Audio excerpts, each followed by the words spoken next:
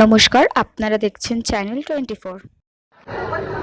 বিজেপির বরিষ্ঠ নেতা এবং প্রাক্তন সাংসদ এবং ভাটপাড়া তার দুর্গ বা বিজেপি দুর্গ সেখানকার এমএলএ পবন সিং, এরা একটি নির্দিষ্ট সম্প্রদায়ের গুন্ডাদের নিয়ে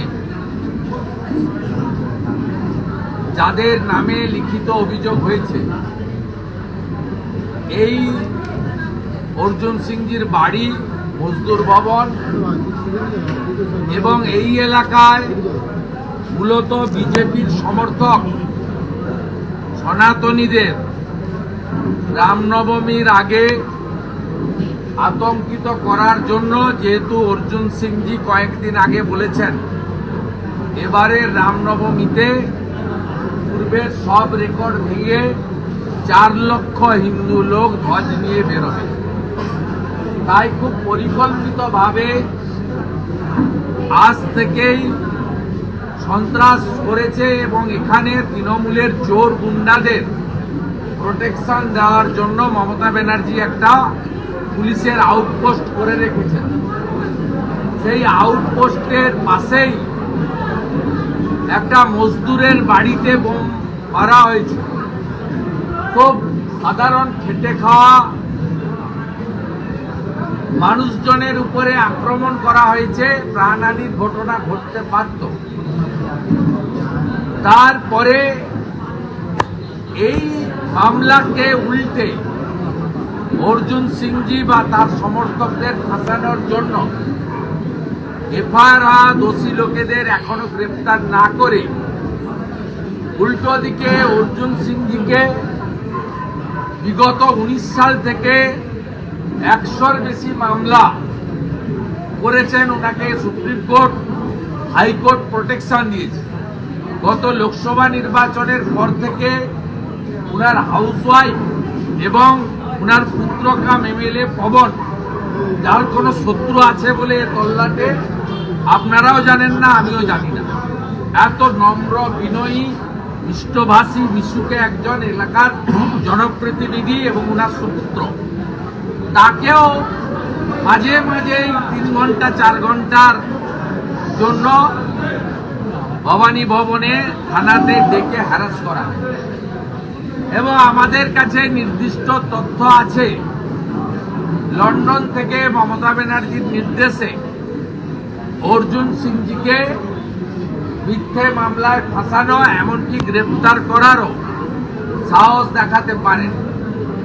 আমি বিরোধী দলনেতা হিসেবে আমাদের এই সাংগঠনিক জেলার সভাপতি মনোজ ব্যানার্জি, রাজ্যের নেতা তাপস রায়, এলাকার এমএলএ পবন সিং পরিষ্কার হুঁশিয়ারি দিয়ে যেতে চাই, অবিলম্বে যে নির্দিষ্ট লোক ফিরোজ সাদ্দাম, যাদের নামে এফআইআর হয়েছে, যদি গ্রেফতার না করেন তাহলে আমরা কমিশনারেট ঘেরাও যেমন করব, অর্জুন সিংজিকে যদি উত্তপ্ত করা হয়, গ্রেফতারের চেষ্টা হয়, আমরা ব্যারাকপুর শিল্পাঞ্চল জুড়ে বন্ধ হরতালের দিকেও যেতে বাধ্য হব। আমরা বিগত দিনে সুপ্রিম কোর্ট এবং হাইকোর্টের লড়াইতে অর্জুন সিংজিকে পূর্ণ আইনি সাহায্য দিয়েছি।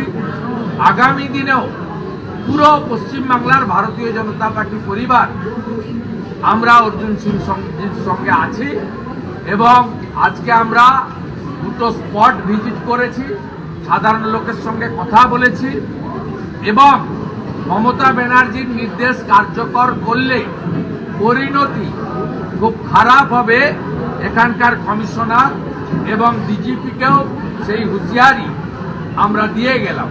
আমরা মুখে যা বলি সেটা করে দেখাই, এর প্রমাণ আজকে বারুইপুরেও আপনারা পেয়েছেন।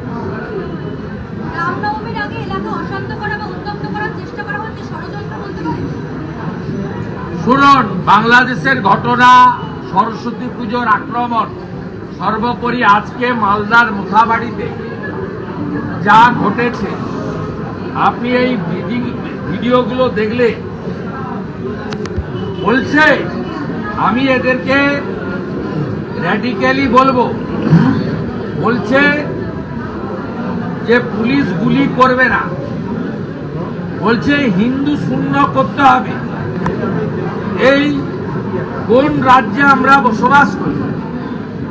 আপনি শুনুন, বেছে বেছে হিন্দুদের দোকান ভাঙা হয়েছে, রাস্তার গাড়িগুলো ভাঙানো হয়েছে, এবং যে ভাষায় এই লুম্পেনরা করছে, এবং প্রথমে পুলিশ ছিল না, পরে পৌঁছেছে। এখানেও সেম মডেল। রামনবমীকে কেন্দ্র করে অর্জুন সিংজি একটা বড় ক্যাম্পেইন করছেন, সনাতনী রাষ্ট্রবাদীদেরকে ঐক্যবদ্ধ করছেন। তাই এই ঘটনা তৃণমূল কংগ্রেস পুলিশ যৌথ চক্রান্তের ফসল বলে আমরা মনে করি। একের পর এক অর্জুন সিংকে ফাঁসানোর রীতিমতো চেষ্টা চলছে তৃণমূল কংগ্রেস থেকে, কি বলবেন? যে এর আগেও অর্জুন সিংয়ের বাড়িতে বোমা মেরেছিল নমিত সিং, এই নামটাই বারবার উঠে আসছে। শুনুন, হাইকোর্টে মামলা পেন্ডিং আছে, উনি সিবিআই এনআইএ তদন্ত চেয়েছেন। আমরা কিছু দেখবো, হাইকোর্ট যদি ডিসপোজার না করে আমরা সুপ্রিম কোর্টে মামলা নিয়ে যাব।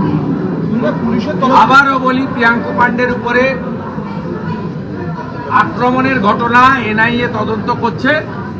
অর্জুন সিংজির উপরও বারে বারে যে ঘটনা ঘটেছে, এর পিছনে রাষ্ট্রবিরোধী শক্তি আছে। বাংলাদেশের জামাতের হাত দিয়ে অস্ত্র আসছে, তাই আমরা এনআইএ দাবি করে আইনি লড়াই করব।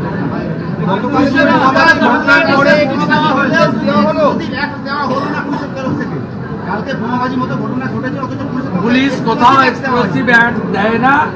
এক্সপ্লোসিভ অ্যাক্ট তখনই লাগে যখন হাইকোর্টে কানমোলা খায়। আমরা যা করার করব, এটা নতুন নয়, এটা 19 সাল থেকে উনার পিছনে লেগে আছে।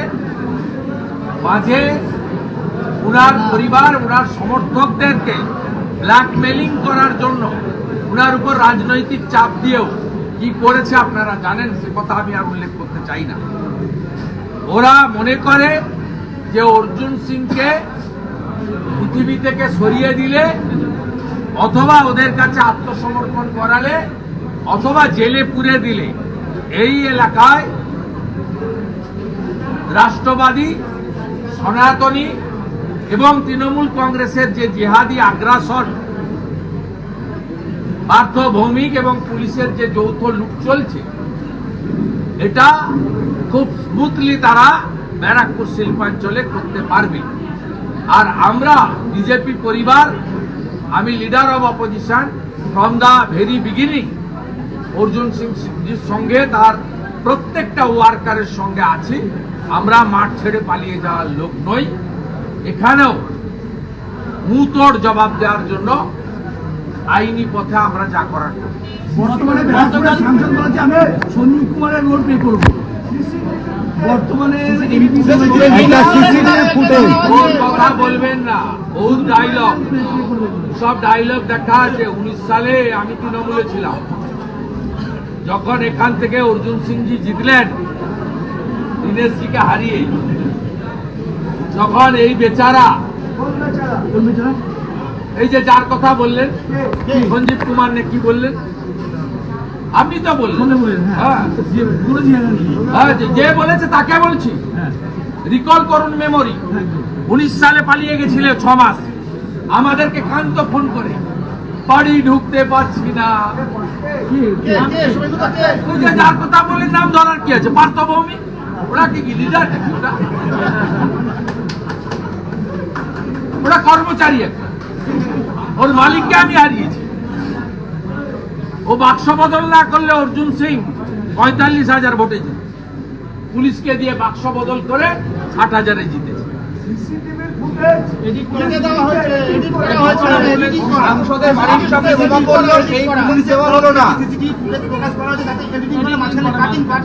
আমাদের কাছে অরিজিনাল ফুটেজ আছে, একটু পরে আমি সোশ্যাল মিডিয়ায় দিয়ে দিচ্ছি। শুভেন্দুদা, প্রাক্তন সংসদের বাড়ির সামনে বোমাবাজি হচ্ছে, সেই ফুটেজ পুলিশ দিচ্ছে না, কিন্তু পৃথক একটি ঘটনা। শুধু তাই না, উনি জেড ক্যাটাগরি, সিআইএসএফ প্রোটেক্ট। ওনার বাড়িতে আরেকটা এমএলএ আছে যার ওয়াই ক্যাটাগরি, মমতা ব্যানার্জি রাজনৈতিক যাত্রা শুরুর আগে থেকে এই পরিবার রাজনীতি করে। তিন পুরুষের রাজনৈতিক ট্র্যাডিশন, রেপুটেড ফ্যামিলি। 2006 যখন 235 সিপিএম পায়, ভাটপাড়ার ভোট হয়নি, পরে ভোট হয়েছিল, তখন তারপরেও 235 পাওয়ার পরেও লোক জেনে বিরোধী দলের এমএলএ কে পাঠিয়েছে 30,000 ভোটে অর্জুন সিং। এই ফ্যামিলির সঙ্গে যারা পাঙ্গা নিবে, ব্যারাকপুর ভাটপাড়ার লোক তাকে তছনছ করে দেবে ডেমোক্রেটিক হয়ে। এইসব ভয় দেখাবেন না। মমতা ব্যানার্জির রাজনীতি যতদিন, তার অনেক থেকেও বেশি এই পরিবারের রাজনীতি এবং কন্ট্রিবিউশন। 26 তো আছে, এখন মূল উদ্দেশ্য হচ্ছে রামনবমী মন্ডল করা। যেভাবে যোগীজির নারা বাঁটেঙ্গে তো কাটেঙ্গে, মোদীজির স্লোগান এক রহেগে তো সেফ রহেগে, এইটাকে কেন্দ্র করে বাংলাদেশের ঘটনা সব মিলিয়ে যেভাবে সনাতনীরা ঐক্যবদ্ধ হচ্ছে। উনি তো মমতা ব্যানার্জি হিন্দি স্পিকিং হিন্দু, বাংলা স্পিকিং হিন্দু করে 21 এখান থেকে বেশ কিছু সিট জিতেছেন। মুসলিম ভোটকে রিজার্ভ করেছেন, তাদের মধ্যে উর্দু আর বাংলা, সেখানে উর্দু আর বাংলা করেননি তিনি। নোয়াপাড়াতে, ব্যারাকপুরে, জগদ্দলে, হালি শহরে বিজেপিকে হিন্দি স্পিকিং পার্টি বলে দাগিয়ে দিয়ে বাঙালিদের সঙ্গে অবাঙালিদের লাগিয়ে দিয়ে কয়েকটা সিট বের করেছিলেন। কিন্তু এখন হিন্দুরা বুঝেছে জাতপাত ভাষায় বিভক্ত হলে জিহাদি শক্তির হাত শক্তিশালী হবে। তাই দুর্গাপূজা যেমন বাংলার, এই দুর্গাপূজাকে বিহার ইউপি গ্রহণ করেছে। রামনবমী গোটা ভারতে হচ্ছে। গণপতি উৎসব মহারাষ্ট্রে আর নেই, বাংলাতে এসে গেছে। আমাদের বাড়ির মা বোন দিদি যেমন শিবরাত্রিও করছে, ছটেও যাচ্ছে। আর ছট পূজা যারা করেন তারাও শিবরাত্রি নীল চড়কে তারাও জল ঢালতে যাচ্ছেন। তারাও কালী পুজোর দিন উপোস করে মাতা কালীর পুজো পুষ্পাঞ্জলি দিচ্ছেন। এইটা ভেঙে গেছে। All credit goes to Narendra Modiji and Yogi Adityanath.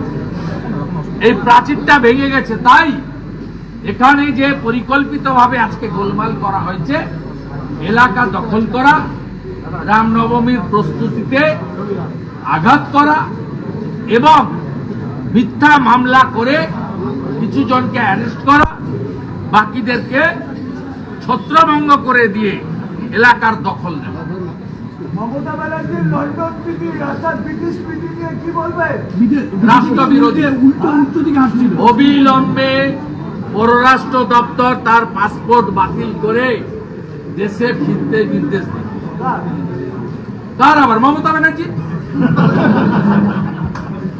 যিনি দাঁড়িয়ে বলছেন ব্রিটিশদের যুগ ভালো ছিল, ক্ষুদিরাম বোসকে অপমান করছেন, মাতঙ্গিনী হাজরাকে অপমান করছেন, বিনয় বাদল দীনেশকে অপমান করছেন, মাস্টারদা সূর্য সেনকে অপমান করছেন, নেতাজি সুভাষচন্দ্র বসু থেকে ঋষি অরবিন্দ, এদেরকে অপমান করছেন বাংলার মাটিতে দাঁড়িয়ে, বাংলার মাটি থেকে গিয়ে লন্ডনে গিয়ে। ভাবা যায়?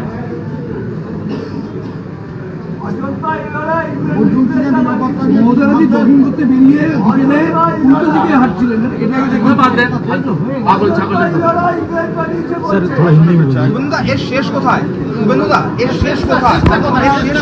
শেষ সেদিনই হবে আমি যে কাজটা নন্দীগ্রামে আপনাদের সেই কাজটা বাংলার মানুষকে করতে হবে। মমতা ব্যানার্জি প্রাক্তন মুখ্যমন্ত্রী হবে আর ভাইপো জেলে যাবে, সেদিনই এর মুক্তি হবে, পার্মানেন্ট সলিউশন। আমাদের এই ভিডিওটা ভালো লাগলে লাইক করবেন এবং এরকম আরও ভিডিও দেখার জন্য চ্যানেলটিকে সাবস্ক্রাইব করবেন।